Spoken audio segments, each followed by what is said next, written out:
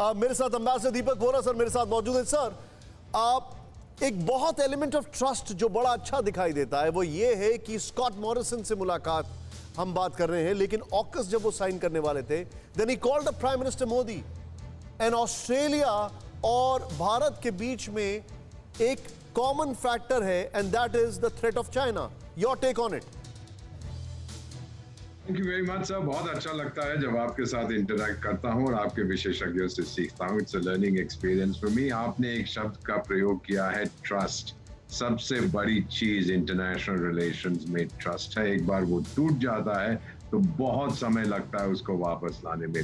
ये ऑकस की जो बात चल रही है, ऑस्ट्रेलिया यूके और यूएस की जो सबमरीन डील हो रही है, nuclear powered submarine, nuclear armed submarines की हम बात नहीं कर रहे, ये काफी देर तक पानी के नीचे रह सकते, बहुत महत्वपूर्ण है। लेकिन स्कॉट मॉरिसन साहब ने प्राइम मिनिस्टर को खुद बताया, उनको इन्फॉर्म किया। इसका मतलब है कि क्वाड पर इसका कोई असर नहीं पड़ना चाहिए। ये इसका मतलब नहीं है कि हम क्वाड को छोड़ के कुछ और कर रहे हैं। उनकी कमिटमेंट क्वाड की भी उतनी ही है। सर, इतना मैं इस तरफ और कहूंगा कि आज जो प्राइम मिनिस्टर सभी लोगों से मिल रहे हैं, थोड़ी देर बाद कमला हैरिस से मिलेंगे, फिर यूएस प्रेसिडेंट से मिलेंगे। एनर्जी उस व्यक्ति की देखिए, 5 सीईओ से मिले हैं, बहुत सी मीटिंग्स उनकी हैं। अब ये सारी दुनिया जानती है कि अमेरिका अकेला दुनिया का दादा नहीं बनना चाहता, बहुत महंगा है। उसको दोस्त चाहिए जो उसकी विजन शेयर करते हैं, जो उसका साथ दे सकते हैं, ताकि इंडो पैसिफिक रीजन ओपन रहे, दुनिया में शांति कायम हो, आतंक से झगड़ा किया जाए, महामारी से लड़ा जाए, ट्रेड एंड इन्वेस्टमेंट को बढ़ाया जाए। और एक देश है सर, एक डेमोक्रेटिक देश है जिसमें ये क्षमता है कि वो अमेरिका के साथ कंधा से कंधा लगा के खड़ा रहे। ये मेन मीटिंग का महत्व है और ये देश है इंडिया। इसीलिए भारत की तरफ नए रिस्पेक्ट के साथ देखता है। आप जो बता रहे हैं सर, मैं सीधे चलूंगा। मेरे साथ यहाँ पर एम्बेसडर अनिल त्रिगुनाथ सर भी जुड़ चुके हैं। सर, एक बहुत बड़ा एलिमेंट ऑफ डिस्ट्रस्ट है और मैं ये देख रहा हूं जो मेरे लिए सबसे चिंता का विषय है, विच इज आज की तारीख में ऑस्ट्रेलिया से फ्रांस के एम्बेसडर को वापस बुलाया जा चुका है। स्कॉट मॉरिसन ने ऑन रिकॉर्ड बोला है कि मेरे से मैक्रो बात नहीं करना चाहते हैं और फ्रांस के और भारत के संबंध बहुत अच्छे हैं। क्या उस दिशा में भी बात होगी? देखिए, भारत के रिश्ते ऑस्ट्रेलिया के साथ प्राइम मिनिस्टर, जैसे आप जानते हैं कि स्कॉट मॉरिसन के साथ में उन्होंने अभी बात की थी और जाने से पहले न्यूयॉर्क उन्होंने जो फ्रेंच प्रेसिडेंट से भी बात करी थी। तो ये जो डेवलपमेंट हुई थी बीच में, तो उससे काफ़ी ये लग रहा था कि ट्रांस अटलांटिक कॉन्फ्लिक्ट शुरू हो सकता है, क्योंकि यूरोपियन यूनियन पूरी तरह से फ्रांस की तरफ थी और उन्होंने सपोर्ट किया है।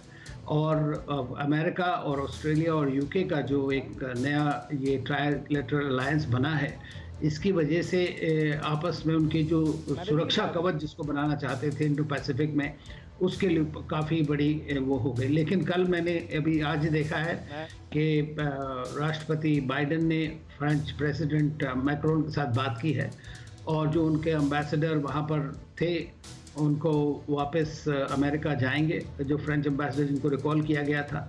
तो कोशिश उन्होंने ये की गई है और जो स्टेटमेंट आया है उसको अगर आप देखें तो उससे लगता है कि अमेरिका ने कोशिश पूरी तरह की है कि वो जो मिसअंडरस्टैंडिंग है उनको किस तरह से ख़त्म किया जाए, और ये एडमिट किया है कि ये इसको बेटर हैंडल किया जा सकता था।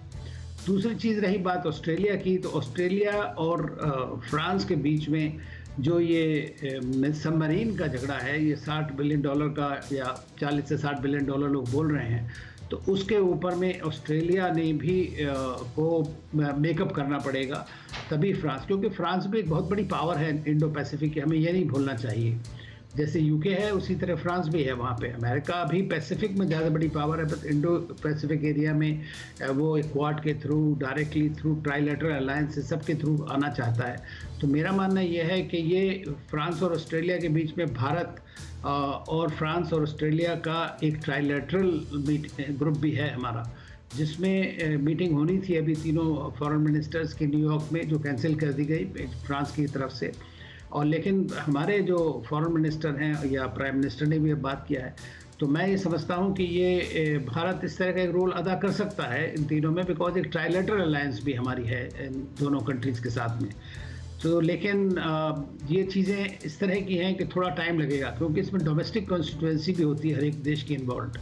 फ्रांस के प्रेसिडेंट को इस बात का उनके भी इलेक्शन का टाइम आ रहा है, तो उनको भी लग रहा है कि किस तरह की बात होगी तो ये हमारे खिलाफ जाएगा। तो ये सारी चीज़ें डोमेस्टिक और इंटरनेशनल पॉलिटिक्स मिला करके देखा जाएगा, लेकिन मेरे ख्याल से ओवरऑल सिक्योरिटी में और चाइना एक थ्रेट होने की वजह से वो इस बात को ज़रूर कम से कम नुकसान हो और ये ट्रांस अटलांटिक पार्टनरशिप बनी रहे, ये मेरे ख्याल से सब तरफ से इस बात पर जोर दिया जाएगा। अड़ी सोमवार से शुक्रवार शाम 6 बजे सिर्फ TV9 भारतवर्ष पर।